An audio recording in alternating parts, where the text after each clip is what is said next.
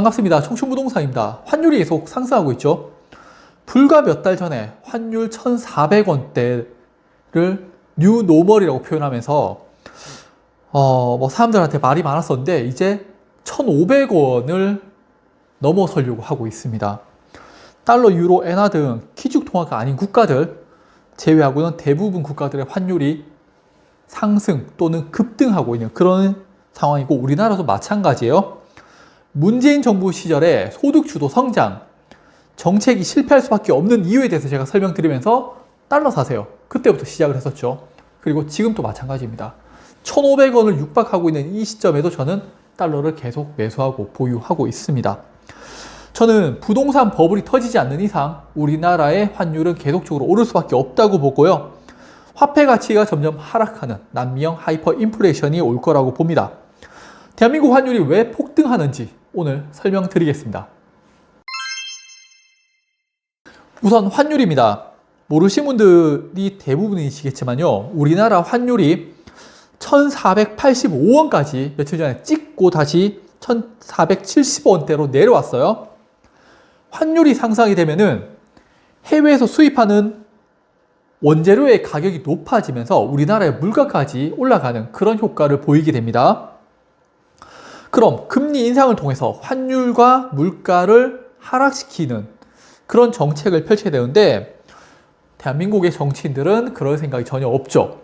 우리나라의 언론이나 특정 세력들이 막 트럼프를 욕하고 공격하지만요. 트럼프 대통령은 정말 훌륭하고 위대한 대통령이 될 겁니다. 왜냐하면은 미국의 이익과 지위를 위해서 전 세계를 대상으로 관세 정책을 펼치고 있고요. 다우 지수하고 나스닥 폭락하고 있죠. 그래서 미 국민들이 트럼프를 욕하고 있지만은 병을 치료하기 위해서는 쓴 약도 먹어야 한다고 하면서 이런 관세 정책을 밀어붙이고 있죠. 주가가 폭락을 하더라도 미국이라는 국가를 위해서 이게 관세 정책이 필요한 거예요. 우리나라도 국가와 국민들을 위해서 부동산을 터뜨려줄 누군가가 필요한데 그런 용기 있는 정치인은 저는 없다고 봅니다. 그리고 여건만 되면은 금리 인하를 계속하면서 부동산 버블을 끊임없이 키우고 있죠. 저는 이게 우리나라의 하이퍼 인플레이션, 환율을 지속적으로 올리는 이유라고 봅니다. 이번에 중국의 보복 관세와 함께 미국이 다시 중국 관세를 100%로 올리면서 전 세계가 난리가 났어요. 그런데 보시면은 미국채 10년물 금리는 다시 상승을 합니다. 많은 사람들이 미국이 무너진다고 하지만요. 미국의 달러하고 미 국채는 대표적인 안전자산이에요. 전 세계 경제에 어떤 문제가 발생하면은 투자자들은 안전자산에 투자를 하죠. 코로나 당시에 경제 셧다운 이야기 나왔었잖아요. 그때 금을 팔아가지고 전 세계 투자자들은 달러를 매수합니다. 지금도 마찬가지죠. 금을 매도하고 달러 가격이 올라가고 있죠. 그리고 이번에는 안전자산인 엔화도 함께 상승을 하고 있습니다. 환율은 상대적인 거예요. 한 국가와 다른 국가가 다른 화폐를 사용하고 있잖아요. 그러니까 이거를 환율을 통해 가지고 서로의 가치와 가격을 이제 적정하게 매기는 겁니다. 미국의 10년물 금리를 보면은 2018년에 약 3% 초반에 머물던 금리가 현재 약 4.4%로 금리가 올랐어요.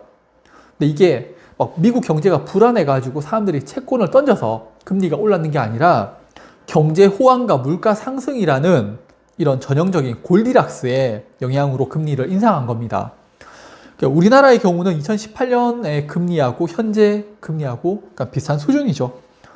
부동산 때문에 금리 인상을 못할 뿐더러 미국의 금리 인상으로 우리나라 금리도 함께 상승을 하니까 레고 사태 터졌죠.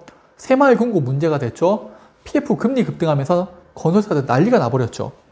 그러면서 정부에서는 이제 금리를 낮추기 위해서 노력을 하고 있습니다. 미국의 금리는 상승했는데 우리나라의 금리는 멈춰있기 때문에 상대적으로 돈이 미국으로 흘러가면서 환율이 올라갈 수밖에 없는 겁니다. 우리나라의 가계신용, 즉 가계대출인데 22년 4분기 정도의 대출이 강하게 감소를 해요. 근데 최근 들어서는 다시 대출이 증가를 하고 있죠. 이 말은 금리 낮으니까 대출 받아가지고 또 부동산 사고 있다는 거고 서울 부동산, 수도권, 광역시 등의 신축에 인기 있는 아파트들로 자금들이 흘러가고 있죠.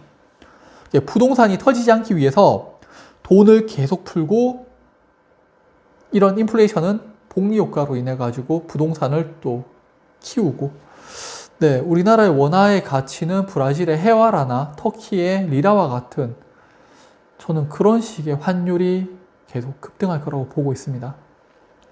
대외적으로 중국이 본격적으로 미국과의 관세 전쟁에 이제 돌입을 했고요. 중국 관세가 발효되었지만은 중국은 견디고 버티는 쪽으로 정책 방향을 잡았습니다. 중국의 수출은 둔화가 될 거고 전 세계는 물가가 상승하면서 금리를 인상하게 되는, 네, 그런 사태를 경험하게 될 거고요. 대출 준비가 제대로 안 돼 있으신 분들은 추후에 좀 타격이 있지 않을까, 네, 그렇게 좀 우려감이 들고 미리미리 좀 준비를 하시는 게 나을 것 같습니다. 그리고 우리나라 언론을 보면은 제가 가장 어이가 없는 게, 검색 한번 해보세요. 그러니까 트럼프의 관세 정책으로 미국이 피해를 입을 거다라는 기사는요, 정말 도배를 해놨어요. 그런데 막상 중국이 얼마나 큰 손실을 볼 건지에 대해서 검색해 보시면은 진짜 찾아도 보기 힘들 정도로 내용이 별로 없어요. 중국 관세 경제 손실 뭐 이런 걸로 검색해도 미국 관련된 게 다 나와요.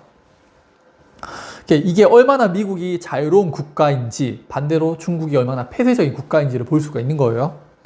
그런데 막상 보면은 우리나라 언론이 미국의 손실을 예상하고 그런 기사가 나와 있지만은, 트럼프가 2018년에 무역 전쟁했잖아요. 그때 중국 경제 침체가 서서히 침몰을 합니다.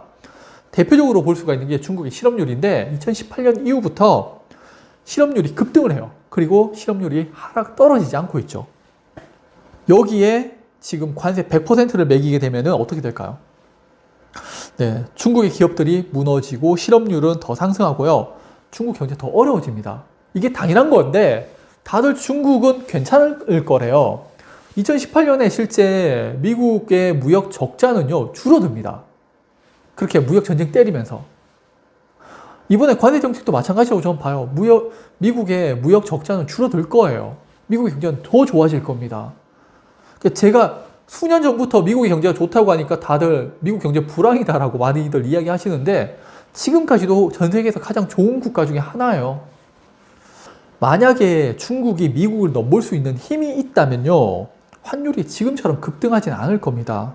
자금이 중국으로 계속 흘러갈 거니까. 그런데 위안화 환율이 급등하고 있고 앞으로도 저는 계속 급등할 거라고 봐요. 다시 우리나라로 돌아와서 올해 1월부터 달러의 가치를 나타내는 달러 인덱스가 약 7% 하락을 해요. 그러니까 달러가 그만큼 약세가 되는 건데, 우리나라 원달러 환율을 보면요, 그대로죠. 네, 이 말은 달러의 하락세보다 대한민국의 원화 환율의 하락세가 훨씬 더 컸다라는 의미입니다. 그래서 미국 걱정하기 앞서가지고 우리나라 경제를 먼저 좀 걱정하셨으면 좋겠어요. 이 자료는 한국에서 발표한 외환 보유액 추이를 보면은 조금 이상한 점이 있어요. 2월 대비해서 3월에 4억 달러 정도 증가를 했습니다. 그런데 예치금이 38억 달러 감소를 했고요. 유가증권이 41억 달러 증가를 해요. 달러를 채권 등으로 매입을 했다라는 의미로 생각을 해보게 되면요, 4월 들어서 미국 채금리가 다시 급등하고 있죠. 그러면은 채권 평가 손실액이 증가를 하면서 제 예상이 맞다면은 5월에 발표되는 4월 외환 보유액은 4천억 달러가 무너질 겁니다. 네, 그러면은 심각한 문제가 될 거고 환율은 또다시 오를 수밖에 없을 거예요. 올해 2월 말 기준으로 우리나라 외환 보유액이 좀 이상해요. 2월 달에는 미국의 무역 적자가 상당수 커지는 그런 구간이었거든요. 그 말은 미국으로 수출하는 기업들한테는 상당히 돈을 버는 그런 시기였는데, 중국, 일본 등의 국가 등은 외환 보유액이 증가하고 있는데 우리나라는 감소를 했죠. 우리나라는 이번 기회에 달러를 벌어들이지 못했다는 겁니다. 어떤 이유에서인지 저도 잘 모르겠어요. 하지만은 남들 벌 때 못 벌었고요. 부동산 버블로 인해서 금리는 내리고 있고 경제는 나빠지는 전형적인 스태그플레이션 상황으로 가고 있고요. 이를 해결할 기미는 보이지 않기 때문에 저는 환율은 계속 오를 수밖에 없다라고 봅니다. 그래서 달러를 계속적으로 매수 보유할 생각입니다. 네, 오늘 영상 또 봐주셔서 감사합니다. 네, 다음번에 또 다른 영상으로 찾아뵙도록 하겠습니다.